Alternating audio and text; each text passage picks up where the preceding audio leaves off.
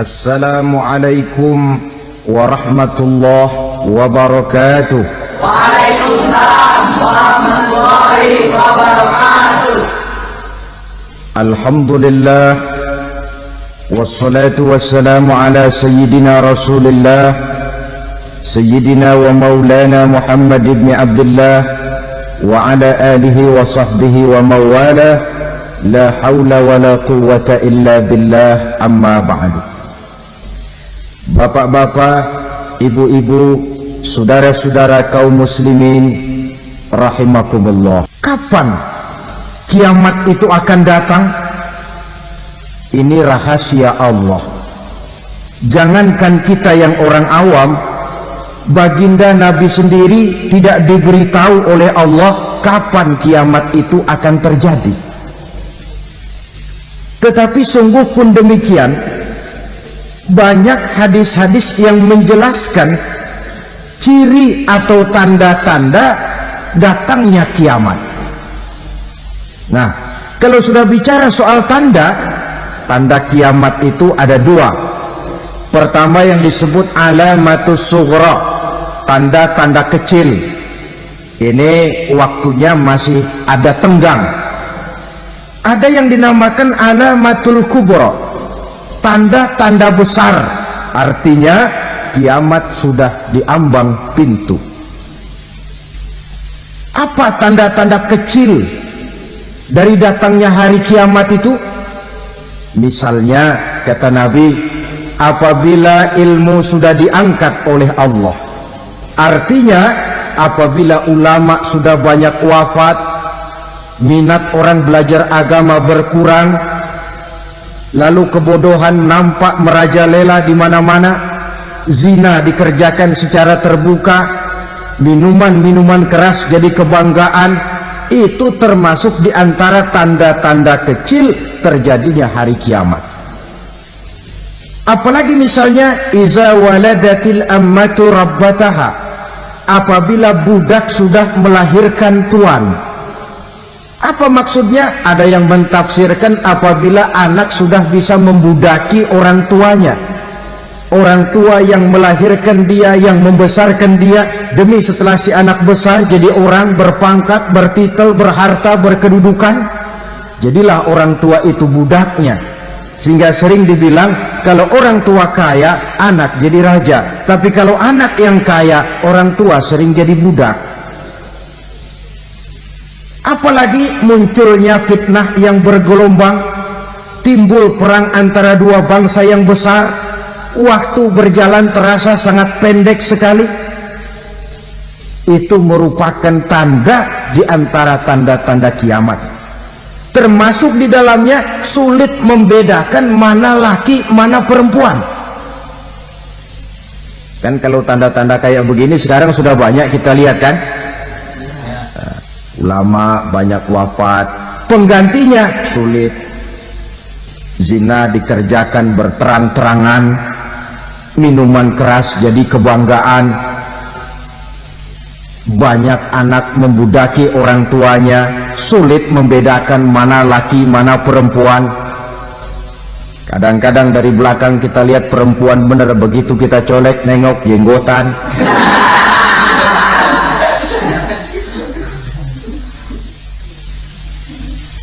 Ini termasuk tanda-tanda kecil, masih ada tenggang sampai akan terjadinya kiamat itu. Nah, yang dimaksud dengan tanda-tanda besar, ini tanda besar artinya kiamat sudah diambang pintu. Pertama, matahari terbit dari sebelah barat. Apabila matahari sudah terbit dari arah sebelah barat, tertutuplah sudah pintu taubat. Bersabda Nabi kita, la taqumus sa'atu hatta tatlu'a syamsu min maghribiha. Tidak akan datang hari kiamat sampai matahari terbit dari arah sebelah barat. Fa iza tala'at, manakala matahari telah terbit dari arah sebelah barat, wa ra'ahan nasu, manusia banyak menyaksikan itu, amanu ajma'un, mereka pun lalu beriman. yang tadinya kafir, yang tadinya ingkar, yang tadinya membangkang, setelah melihat matahari terbit dari sebelah barat, buru-buru beriman, berlomba-lomba mengucap 2 kalimat syahadat. Tapi apa yang terjadi? Kata Nabi, wadzalika hina la yanfa'u nafsan imanuha lam takun amanat min qabl. Hari itu adalah hari yang iman sudah tidak berguna lagi bagi seseorang apabila sebelumnya memang dia tidak pernah beriman. Au kasabat fi imaniha khaira, atau beriman tetapi tidak pernah melakukan kebajikan di dalam keimanannya itu. Hari yang sudah kasib, hari yang sudah terlambat, beriman tidak akan ada gunanya lagi. Ini pelajaran buat kita. Sebelum sang surya terbit dari sebelah barat, sebelum nafas sampai di tenggorokan, artinya pintu taubat masih terbuka. Kalau 2 hal itu sudah terwujud, nafas sudah sampai di kerongkongan atau matahari sudah terbit dari arah sebelah barat, tertutuplah sudah pintu taubat. Tak ada lagi gunanya pangkat, jabatan, harta, bahkan beriman pun dalam suasana macam itu too late, kata orang Kulon. Sudah terlambat. Matahari terbit dari arah sebelah barat, itu tanda besar, artinya kiamat sudah diambang pintu. Lalu apalagi tanda besar? Munculnya Dajjal. Dajjal artinya pendusta-pendusta yang menyesatkan manusia. Ada 2 macam Dajjal, saudara. Ada Dajjal kecil, ini Dajjal kelas teri. Kalau ini sejak zaman Rasulullah sudah ada itu, tiap zaman ada. Di zaman Rasulullah misalnya ada yang bernama Aswad al-Unsi dari Yaman, ada yang namanya Musailamah al-Kazzab dari Yamamah, ada yang namanya Ibnu Sayyad dari Madinah. Ini Dajjal di zaman Rasul. Musailamatul Kazzab memproklamirkan diri jadi nabi, dia di zaman Rasul masih hidup. Ini Dajjal zaman Nabi. Di zaman sahabat muncul Dajjal. Di zaman kita sekarang ini Dajjal pun gentayangan. Dajjal kelas teri. Kerjanya mendustakan manusia, menyesatkan manusia, memalingkan manusia dari jalan yang benar dan diridhoi oleh Allah Subhanahu wa ta'ala. Adapun yang merupakan tanda besar dari datangnya kiamat, Dajjal kelas kakap, pembohong besar yang menyesatkan masyarakat manusia berpaling dari jalan Allah mengikuti jalan mereka. Apa sih ciri Dajjal itu? Kata Nabi dalam hadis Bukhari Muslim, inna Dajjala, sesungguhnya yang namanya Dajjal itu yakhruju, satu saat akan muncul mendekati hari kiamat. Wa inna ma'ahu ma'an, si Dajjal ini membawa air, wa naran, dan juga membawa api. 2 simbol. Di tangan yang satu dia bawa air, di tangan yang satu dia bawa api. Wa ammal ladzi yarahu an-nasu ma'an fanarun, adapun yang orang banyak lihat air, hakikatnya adalah api. Yang dilihat api, hakikatnya adalah air. Oleh sebab itu, kalau api yang ditawarkan, ambillah air. Kalau air yang ditawarkan, pilihlah api. Maksudnya apa ini? Ini bahasa simbol, saudara-saudara. Dajjal bicaranya seolah-olah untuk kepentingan manusia, menawarkan surga. Surga yang dia tawarkan hakikatnya neraka. Hai manusia, kalau kau mau bahagia, jangan dekat-dekat dengan agama. Sholat itu tidak efektif dan efisien, tidak produktif dari segi ekonomi itu. Menghadiri majelis taklim cuma buang-buang waktu. Tahajud, tasbih, tahlil, baca Quran, apa itu? Pekerjaan mubazir saja. Hidup ini cuma sekali, masa yang cuma sekali, manfaatkan dengan sebaik-baiknya. Mumpung, dibawanya sifat mumpung tetapi dalam pengertian yang sangat negatif. Bicaranya seolah-olah untuk kepentingan manusia, tetapi sebenarnya menjerumuskan manusia. Menawarkan air tapi sebenarnya api, menawarkan api tapi hakikatnya air. Buat apa kamu sholat? Buat apa kamu bayar zakat? Buat apa kamu puasa? Surga yang dicanangkan Dajjal hakikatnya neraka. Neraka yang digambarkan Dajjal pada dasarnya adalah surga. Jadi memutarbalikkan fakta itu kerjaan Dajjal. Yang hak jadi batil, yang batil dibilang hak, yang benar jadi salah, yang salah malah jadi benar. Tuntunan disuruh jadi tontonan, tontonan malah menjadi tuntunan. Itu pekerjaan Dajjal profesinya. Zamannya Nabi Adam, Dajjalnya kan iblis. Betul? Betul. Apa sih dan kerayuan iblis itu? Allah setelah menciptakan Nabi Adam kan bilang, Adam, kau dan istrimu Hawa tinggal di surga ini. Seluruh fasilitas yang ada di surga persilahkan kau nikmati. Satu yang tidak boleh, jangan coba-coba dekati pohon khuldi. Dekat saja jangan, apalagi sampai memetiknya. Datang Dajjal yang namanya iblis ini. Adam, kamu tahu nggak kenapa tidak boleh makan buah khuldi? Ya nggak tahu, pokoknya saya dilarang. Bodoh kamu, Dam.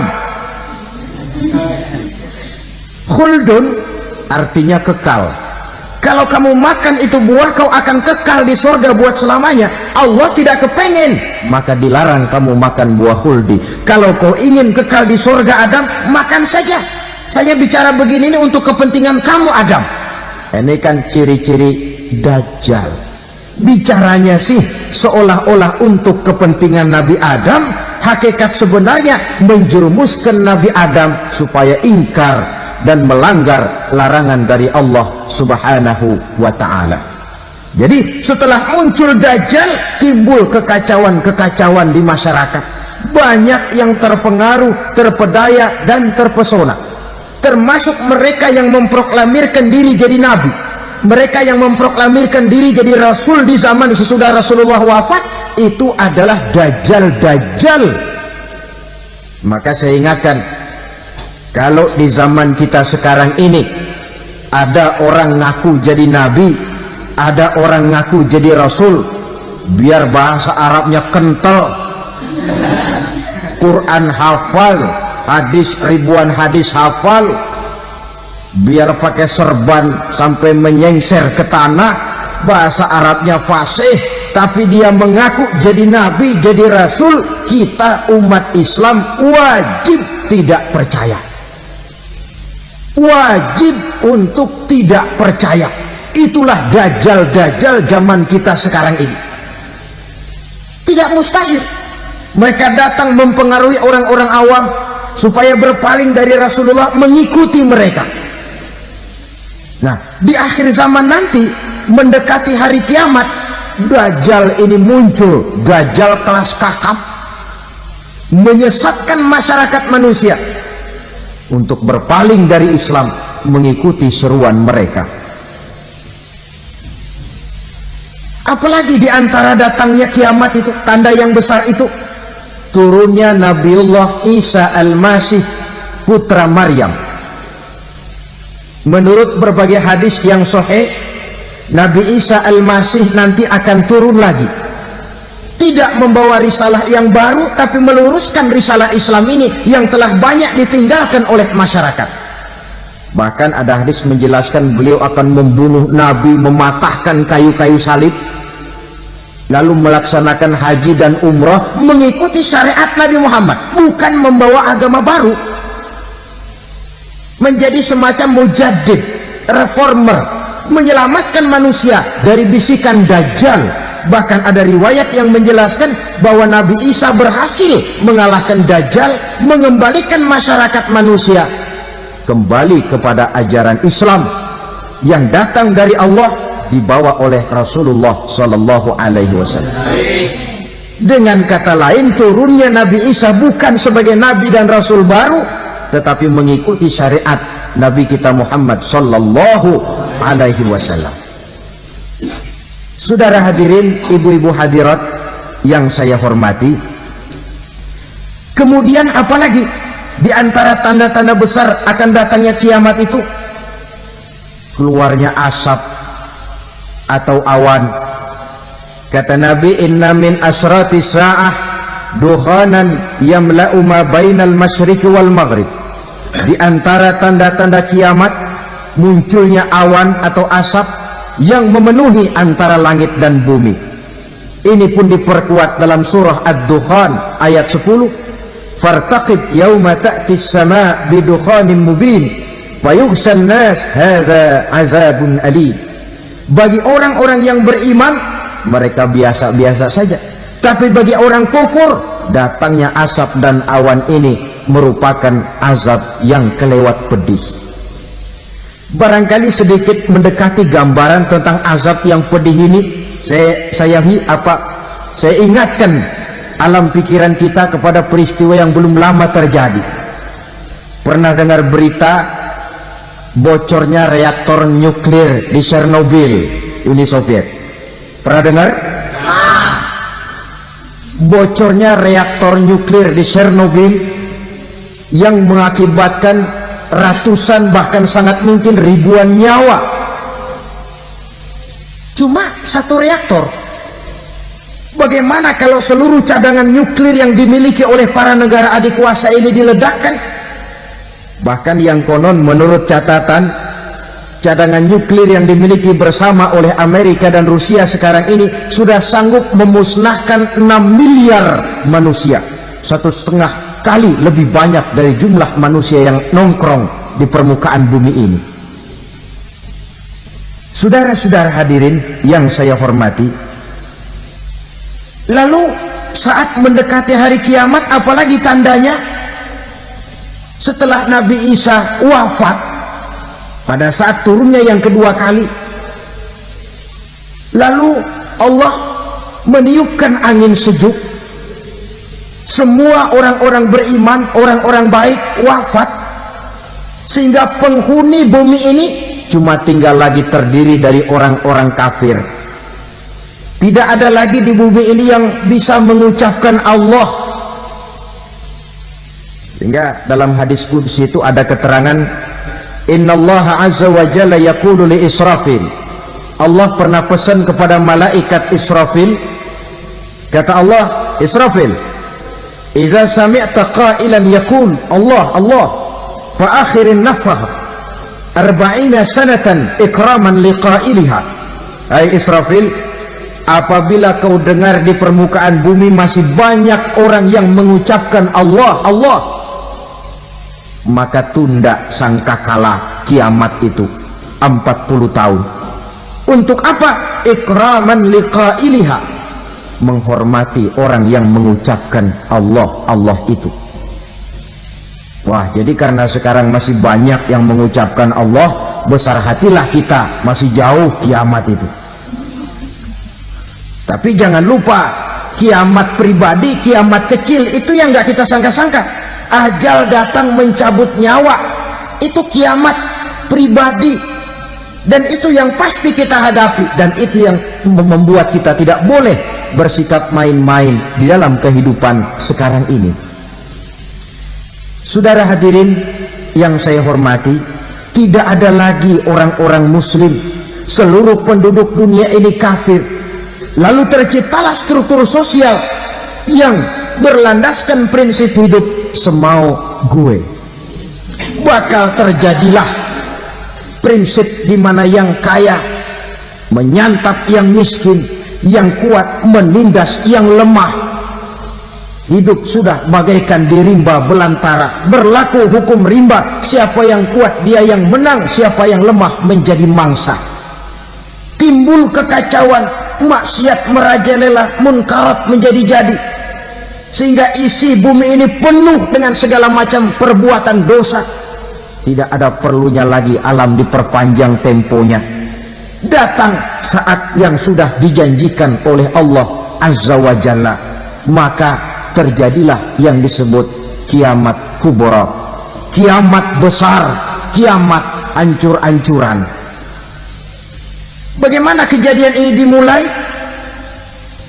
Dalam surah Az-Zumar ayat 68, Allah Subhanahu wa taala berfirman, "Wa nufikha fis-suri fasa'iqa man fis samawati wa man fil ardi illa man syaa Allah."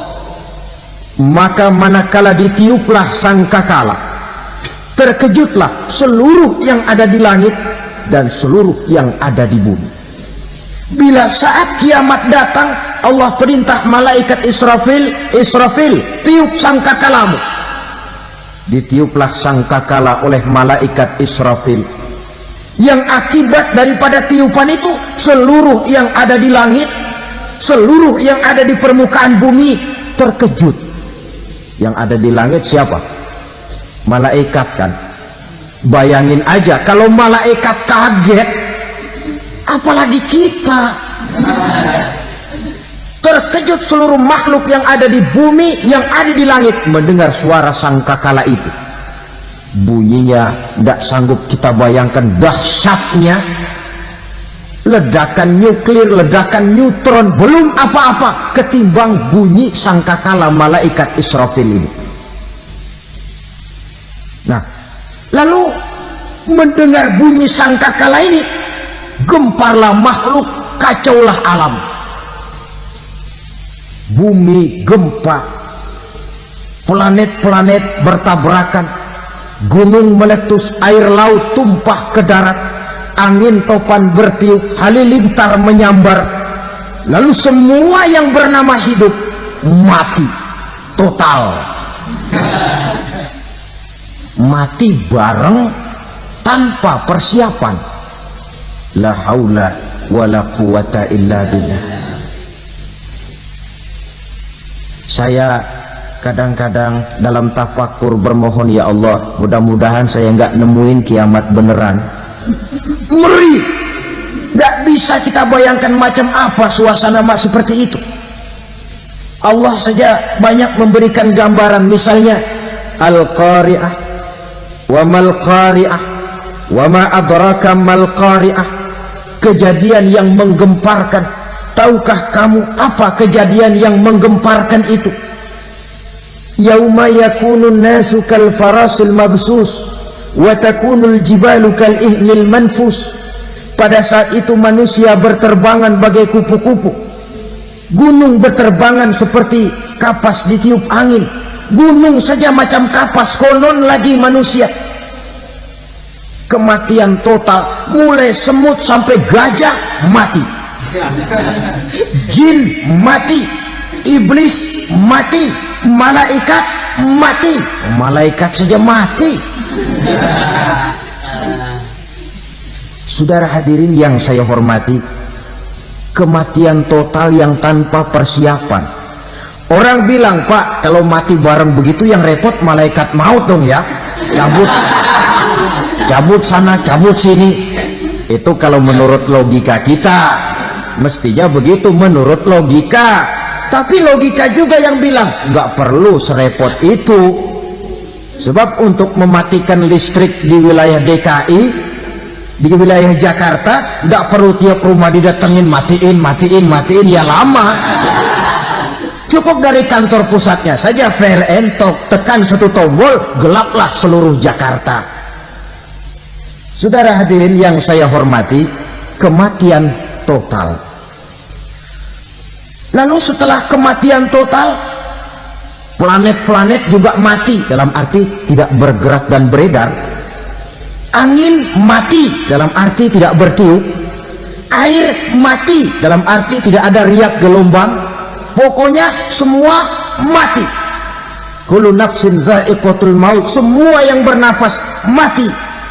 Dalam ayat lain, kullu man 'alaiha fan, semua yang ada di permukaan bumi fana. Yang kekal cuma Allah Subhanahu wa ta'ala. Yang paling belakang mati malaikat maut dan malaikat Israfil. Tapi mati juga sesuai dengan janji Allah. Menurut hadis Bukhari Muslim dari Abi Hurairah, masa tenggang waktu antara kematian total pada tiupan sangkakala pertama dengan proses kebangkitan pada tiupan sangkakala kedua 40 lamanya. Tidak dijelaskan oleh Abi Hurairah 40 jam, apa 40 hari, apa 40 tahun. Hadis-hadis cuma menyebutkan 40 saja. Sunyi alam yang tinggal cuma Allah saja lagi. Ketika itu Allah berseru-seru, katanya, limanil mulkul yauma, siapa para penguasa hari ini? Mana itu raja-raja dan penguasa yang dulu mengaku jadi Tuhan? Fir'aun, mana Fir'aun sekarang? Yang dulu jadi raja, merasa berhasil, sombong, lalu tidak mau turun-turun dari kekuasaannya, sampai kepada puncak kekurang ajarannya mengangkat diri jadi Tuhan. Mana itu Fir'aun? Namrus, mana sekarang Namrus? La ilaha illa ana, ternyata tidak ada Tuhan lain selain daripada aku, kata Allah. Proses kemudian, saudara-saudara, turunlah hujan dari langit. 40 lamanya hujan itu, tidak jelas juga 40 jam apa 40 hari. Setelah air turun membasahi, datanglah tiupan sangkakala yang kedua. Semua yang bernama mati bangkit dari kuburnya masing-masing. Ini yang disebut Yaumul Ba'thi, hari kebangkitan. Allahu Akbar. Pada saat kita bangkit dari kubur kita masing-masing, kumpul di padang mahsyar namanya. Bayangin aja, saya sendiri nggak sanggup bayangin. Manusia sejak zaman Adam sampai zaman kiamat kumpul bareng di tempat sama. Berapa banyaknya itu?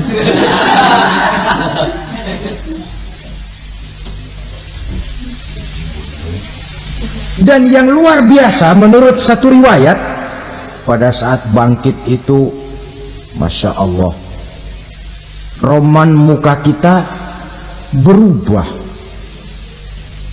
disesuaikan dengan amalan kita waktu di dunia ini. Barang siapa yang waktu di dunia amalannya itu amalan tikus, di akhirat nanti dia bangkit dari kubur, mukanya seperti muka tikus. Gagah betul badannya, tapi mukanya seperti tikus. Kenapa? Amalannya waktu di dunia seperti amalan tikus. Apa amalan tikus itu? Suka ngegeragoti barang yang sudah disimpan rapi-rapi. Orang sudah simpan uang rapi-rapi, simpan perhiasan rapi-rapi, digeragoti oleh tikus. Maling-maling, pencoleng-pencoleng, koruptor-koruptor, itu nanti di akhirat nanti kita lihat mukanya seperti muka tikus.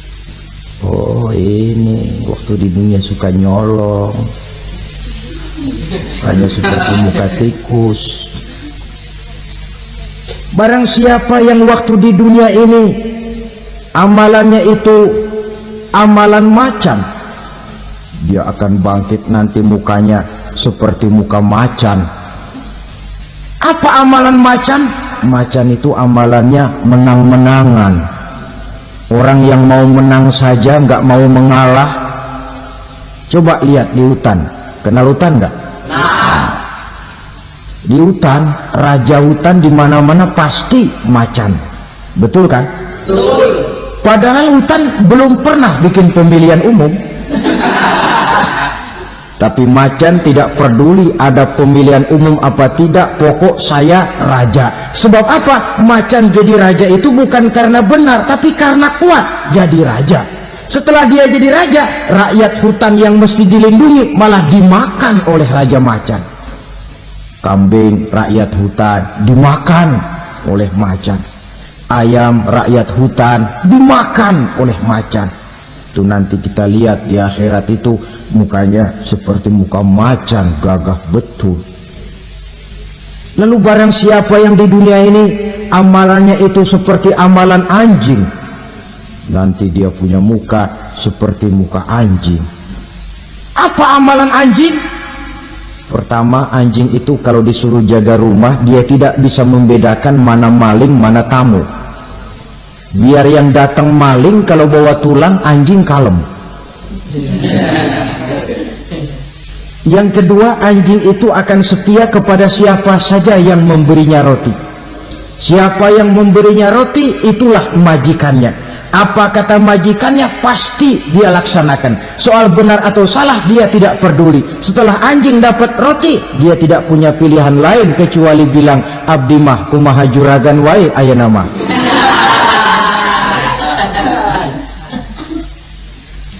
Saudara hadirin yang saya hormati, berkumpul di padang mahsyar, tiap orang sibuk dengan persoalannya masing-masing. Matahari waktu itu didekatkan oleh Allah, panas luar biasa. Ada yang saking panasnya itu mencucurkan peluh keringat sampai sebatas mata kakinya.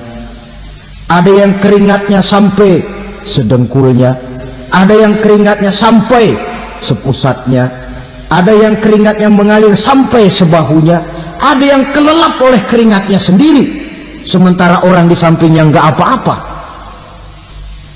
Bergantung lagi amalan dia waktu di dunia ini. Saudara-saudara, sebagian orang dalam kepanikan padang mahsyar berombong-rombong datang mereka menghadap Nabi Adam. Ya Adam, anta abal bashar. Hai Adam, Tuhan adalah bapak moyang manusia. Kami sebentar lagi akan disidang, dimintakan pertanggungan jawab. Tolonglah kami, hai Adam. Kata Nabi Adam, jangankan nolongin sampean, saya sendiri tanggung jawab di hadapan Allah. Ketika dulu tidak boleh makan khuldi, saya serobot. Sudahlah, urus diri masing-masing saja, nafsi-nafsi. Begitu kata Nabi Nuh, begitu kata Nabi Ibrahim. Tiap orang bertanggung jawab sendiri-sendiri. Ketika itulah saudara-saudara, nikmatnya menjadi umat Nabi besar Muhammad sallallahu alaihi wasallam.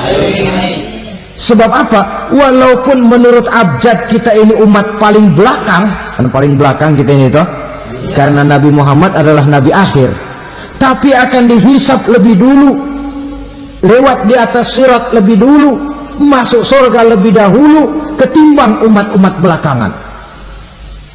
Ketika Rasul mendekati ajal, beliau tanyakan itu kepada malaikat Jibril. Malaikat Jibril berkata, Muhammad jangan khawatir, Allah sudah berjanji, inni haramtul jannata ala sairil anbiya hatta tadkhulaha anta wa haramtuha ala sairil umami hatta tadkhulaha ummatuka. Surga aku haramkan buat seluruh nabi kecuali kalau engkau Muhammad sudah masuk ke dalamnya, dan surga aku haramkan buat seluruh umat kecuali kalau umatmu Muhammad sudah masuk ke dalamnya. Logikanya, walaupun menurut abjad kita umat paling belakang, bakal dihisab paling dulu, lewat di atas sirat paling dulu, masuk surga paling dulu, kalau mampir ke neraka juga paling ya resiko. Jangan mau enaknya aja paling dulu. Saudara hadirin yang saya hormati, setelah masa kebangkitan itu jangan dikira begitu bangkit langsung diperiksa, masih menunggu menanti ribuan tahun perhitungan padang mahsyar untuk sampai kepada proses yang disebut yaumul hisab, hari perhitungan. Seorang demi seorang bakal dipanggil. Bayangkan saja, kita se-RT saja di absen, kadang-kadang perlu waktu lama. Ini manusia sejak zaman Nabi Adam sampai datang hari kiamat, satu demi satu disidang di hadapan Qadhi Rabbul Jalil. Status sosial copot sudah waktu itu. Yang pernah jadi hartawan di situ tidak lagi kelihatan kehartawanannya. Yang pernah jadi jenderal tidak lagi dipanggil jenderalnya. Yang ustadz tidak lagi dipanggil al-mukarramnya. Seluruh status sosial selesai. Dipanggillah kita seorang demi seorang menghadap Qadhi Rabbul Jalil. Bagaimana proses penghisaban itu? Pertama, proses tanya jawab. Di antaranya ada hadis menyatakan lan tazula qadama 'abdin yaumal qiyamah hatta yus'ala an arba'i khisalin. Besok di hari kiamat tidak akan bergeser telapak kaki seorang hamba sampai dia ditanya lebih dulu tentang 4 persoalan. Tentang ilmunya. Kemana ilmu itu diamalkan? Tentang umurnya. Di mana umur itu dihabiskan? Tentang masa mudanya. Kemana masa muda itu dipakai? Tentang hartanya. Dari mana harta itu didapat dan kemana harta itu dibelanjakan. Ini termasuk proses tanya jawab. Jadi kalau istilah pengadilan dunia, nama Fulan bin Fulan. Kamu waktu di dunia diberikan umur panjang untuk apa? Pernah mengalami masa muda, kemana kau habiskan masa remajamu? Kau diamanahkan ilmu, dengan apa ilmumu kau amalkan? Kau diberikan harta, dari mana harta kau dapat, kemana kau belanjakan? Tak seorang pun yang bisa mungkir. Sebab apa? Dikala itu yang menjadi saksi bukan orang. Yang menjadi saksi adalah seluruh anggota badan kita. Tangan bicara, kaki jadi saksi terhadap seluruh amalan yang pernah kita kerjakan pada saat kehidupan di alam dunia ini. Selesai proses tanya jawab, lalu diperlihatkan buku catatan kita waktu hidup di dunia ini. Jangan lupa Allah itu menyiapkan 2 superkomputer kepada kita. Sebelah ditempelin sebelah kanan, yang sebelah tempelin di sebelah kiri. Komputer itu namanya Raqib dan Atid. 2 malaikat yang apabila baik kita lakukan, refleks saja akan menulis kebajikan kita. Jahat kita kerjakan, akan tertulis. Catatan itu nanti diperlihatkan kepada kita. Waduh, alangkah malunya pada saat diperlihatkan catatan kita, buku rapot kita merah melulu. Barangkali diperiksa sambil diomelin, brengsek lo. Buku merah melulu begini, bagaimana waktu hidup di dunia? Tidak cukup diperlihatkan buku catatan kehidupan, rekaman kehidupan. Rekaman kehidupan kita secara utuh sejak terlahir sampai ajal datang merenggut nyawa. Barangkali mirip dengan video sekarang ini, di mana terekam dengan baik seluruh kegiatan kita sejak yang sekecil-kecilnya sampai kepada yang sebesar-besarnya. Untuk kemudian kita pun menerima balasan. In khairan fa khairun wa in syarran fa syarrun. Kalau baik ya baik balasannya, kalau jahat ya jahat juga balasannya. Catatan-catatan kita diberikan. Kalau banyak kebajikannya diberikan di tangan kanan dengan cara yang halus. Kalau banyak kejahatannya diberikan dari sebelah kiri atau dilempar dari belakang. Itulah sebabnya sejak di dunia ini kita sudah mohon kepada Allah. Ketika berwudu membasuh tangan kanan, apa kita bilang? Allahumma a'tini kitabi biyamini wa hasibni hisaban yasira. Ya Allah, berikan saya kitab di tangan kanan, dan kalau saya memang perlu dihisap, hisaplah saya yang seringan-ringannya. Tangan kiri berlindung kita kepada Allah. Jangan sampai diberikan kitab di tangan kiri atau dari arah sebelah belakang. Wa a'udzubika an tu'tiya kitabi bishimali aw min wara'i zuhri, dari arah sebelah belakang. Na'udzubillah min dzalik. Setelah selesai lewat proses penghisaban, lewat mizan, timbangan, maka yang sudah selesai dihisab itu bergeraklah menuju sirat, jembatan yang terbentang menuju surga melalui neraka. Saudara-saudara, panjangnya perjalanan sirat itu memakan waktu ratusan tahun. Tetapi orang yang lewat di atas sirat pun macam-macam, bergantung amalannya ketika di dunia ini. Ada yang lewat di atas sirat itu kalbarkil khatib, seperti kilat yang menyambar, lep, sudah sampai dia di surga. Cepat bukan main. Ada yang lewat di atas sirat itu seperti orang lari-lari. Ada yang lewat di atas sirat itu seperti orang jalan biasa. Ada yang sambil merangkak, ada yang sambil ngesor, ada yang sambil gelayutan, ada yang selamat sampai ke ujung ke surga, ada yang tergelincir jatuh masuk ke dalam neraka, bergantung amalannya dalam kehidupan di dunia sekarang ini. Tiap kita akan melewati yang namanya sirat ini. Saudara-saudara kaum muslimin yang saya hormati, dengan demikian mereka yang selamat melalui sirat sampai ke terminal akhir surga, mereka yang ketika dihisab ternyata banyak kejahatannya daripada kebaikannya, mereka singgah di dalam neraka. Nah, adapun orang-orang yang beriman menurut ayat Quran dan hadis Nabi itu nanti ada bermacam-macam. Ada orang beriman itu yang dimasukkan surga. Ada orang beriman itu yang dimasukkan ke dalam surga. Ada orang beriman itu yang disebut penduduk surga. Kenapa lain-lain, Pak? Karena waktu di dunia amalannya juga lain-lain. Ada orang beriman yang masuk surga. Ini paling murah tiketnya. Mau masuk surga? Kata Nabi begini, ma min abdin qala la ilaha illallah thumma mata ala dhalik illa dakhala al-jannah.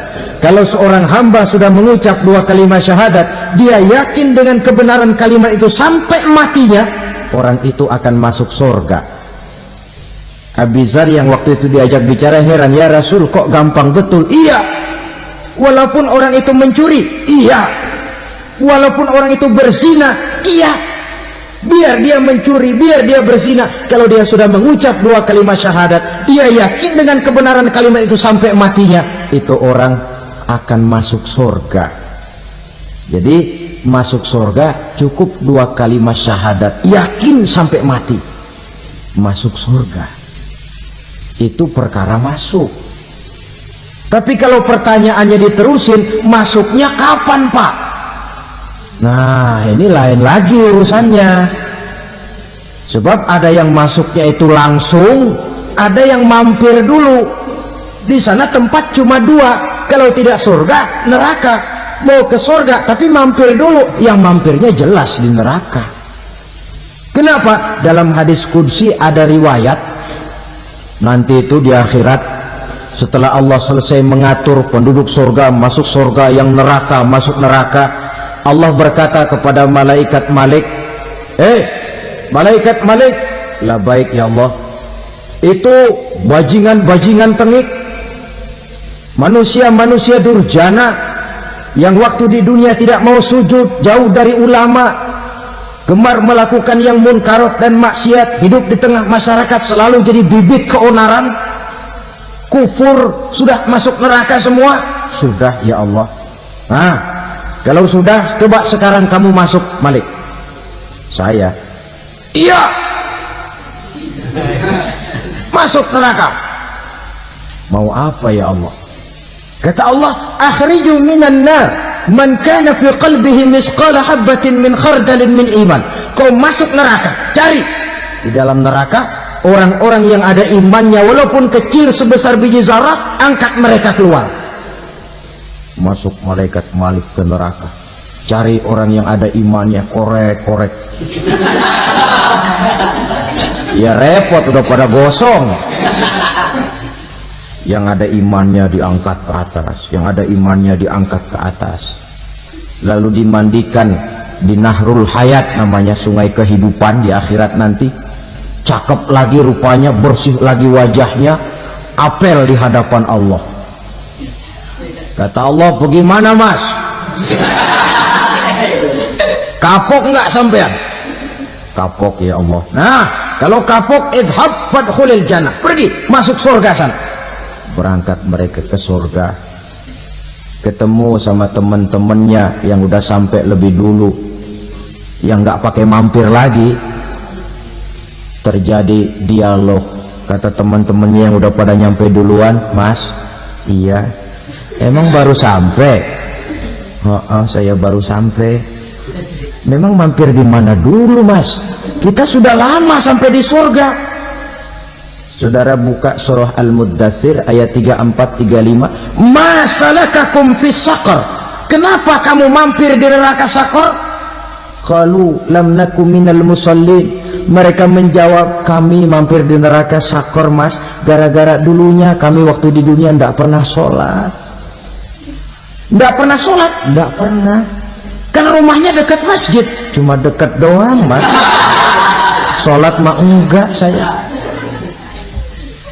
Nggak pernah ngasih makan fakir miskin, nggak pernah hadir di majelis taklim, pendeknya nggak pernah melakukan kebajikan. Maka saya pun mampir di neraka Saqar. Untung betul saya punya iman mas, sedikit.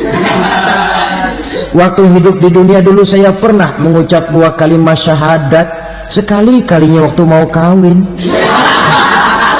Masya Allah.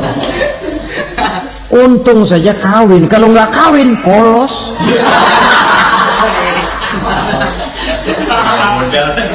Itu juga pengulu sudah setengah mati ngajarin. Asyhadu alla, asyaduaan.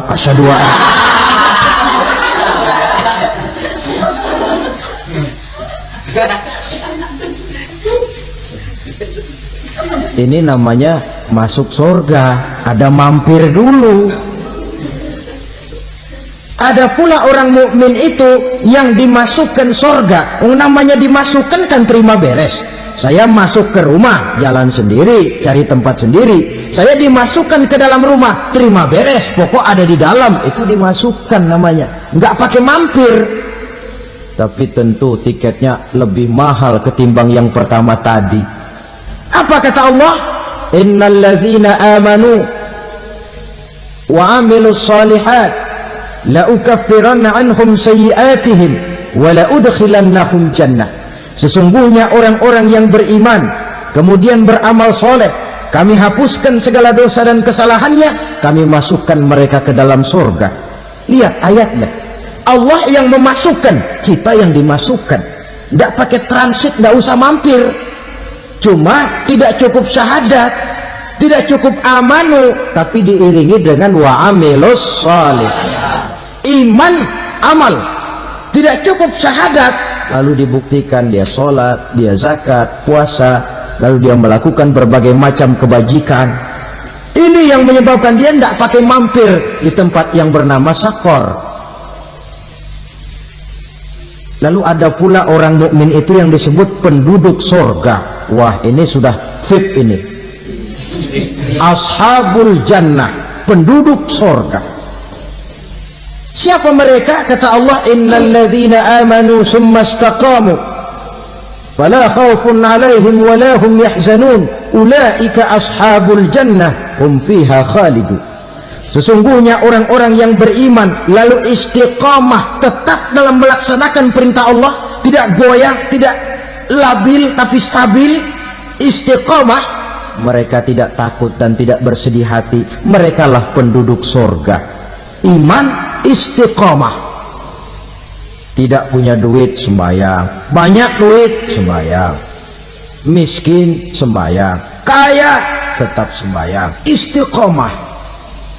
Kadang orang kalau susah rajin ke masjid, banyak duitnya ngelihat masjid melengos.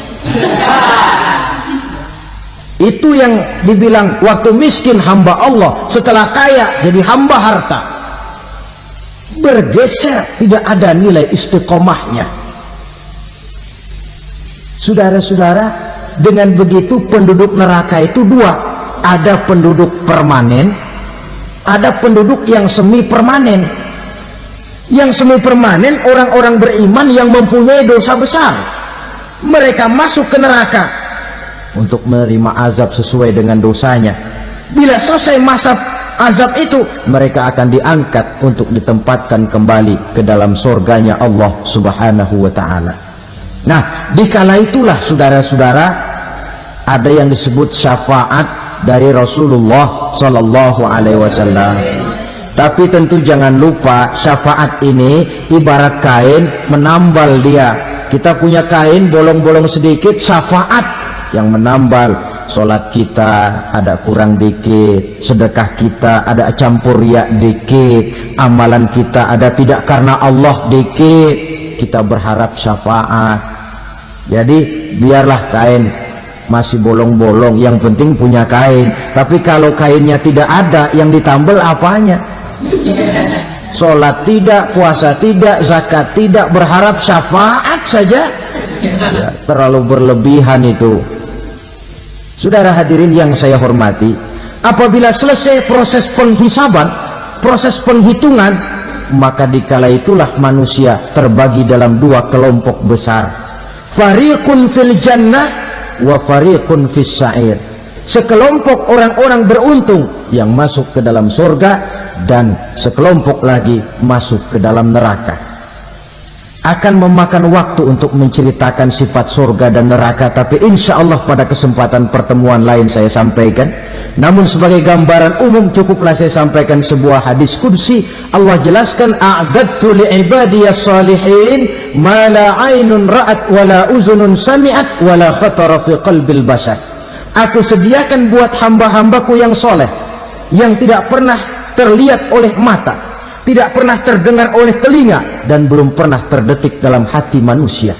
Jadi kenikmatan surga belum pernah dilihat mata, belum pernah didengar telinga, belum pernah terdetik dalam hati.